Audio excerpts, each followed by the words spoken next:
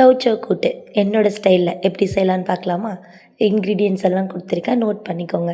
ஒரு குக்கர் எடுத்துகிட்டு அதில் சிறுபருப்பு, அதாவது பச்சை பருப்பு, கூடவே தக்காளி, கொஞ்சமாக பூண்டு, டர்மரிக் பவுடர், மஞ்சத்தூள், தண்ணி தேவையான அளவுக்கு ஊற்றிட்டு, அண்ட் இப்போ நம்ம இதை ப்ரெஷர் குக் பண்ண போகிறோம். ஸோ ஸ்டவ் ஆன் பண்ணிவிட்டு குக்கரை வச்சுட்டு, இது கூட பார்த்திங்கன்னா கொஞ்சமாக சால்ட் ஆட் பண்ணுறேன். ஏன்னா அது கொஞ்சம் சீக்கிரமாக வெந்து வந்துடும். அதுக்காக சால்ட் ஆட் பண்ணி லிட்டை க்ளோஸ் பண்ணி ஒரு 4 to 5 விசில்ஸ் விடுங்க. நல்லா மேஷ் ஆகி வந்துடும்.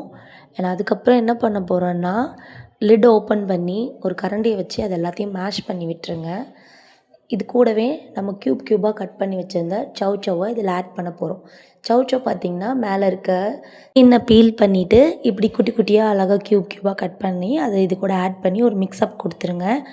இதுக்கு தேவையான அளவுக்கு கொஞ்சமாக தண்ணி, ஏன்னா இதையும் ப்ரெஷர் குக் பண்ண போகிறோம்.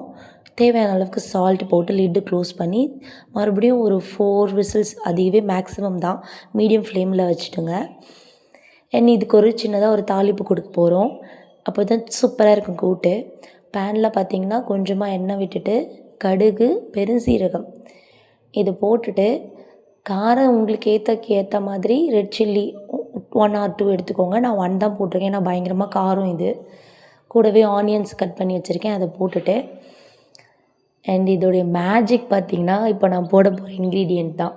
That is what, ginger garlic paste. அது கொஞ்சமாக போட்டிங்கன்னா அந்த ரிச்னஸ் வரும் ஒரு டேஸ்ட்டில், சூப்பராக இருக்கும், ஃப்ளேவர் என்ஹான்ஸ் பண்ணிவிடும்.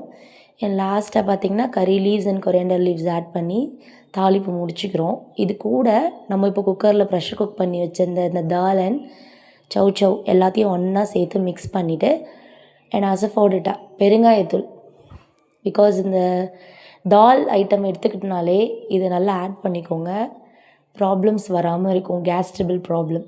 ஸோ இப்போ நல்லா மிக்ஸ் பண்ணி விட்டுட்டு சால்ட் செக் பண்ணிக்கோங்க.